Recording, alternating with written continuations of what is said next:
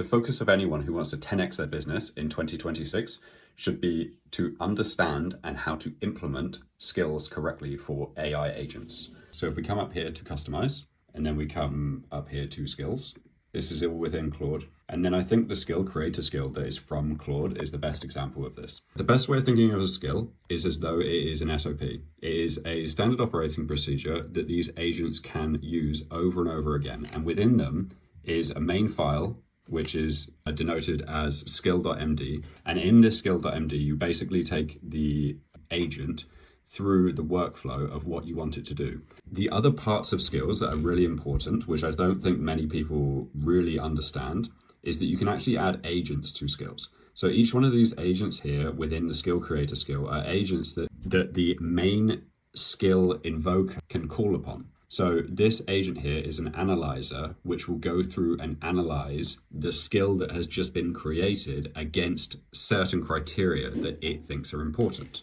References are supplementary information. You can use these in certain ways.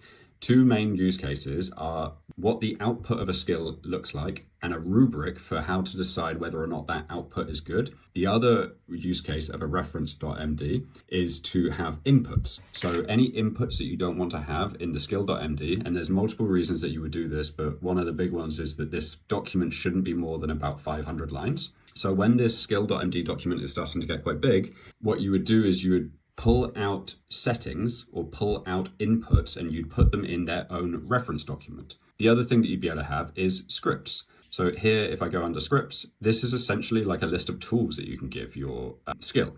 Think of the skill as the SOP. Think of the reference documents as obviously references and inputs and outputs. And then think of scripts as tools. So if you want to give your agent a tool to use within the SOP, you would put it under scripts. So you can see here in this SOP, in this skill, we've got all of these scripts. This skill creator skill is complicated. This is one that is actually made by Anthropic though. So you don't need to create them this complicated, but what you do need to start doing is start using them and invoking the skill creator skill.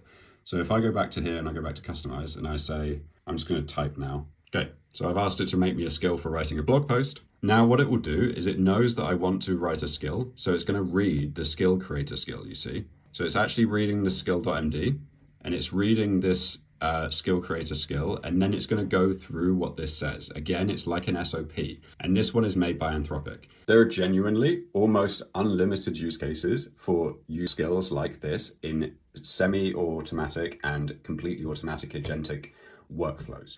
I'm going to be going over some in my next few videos.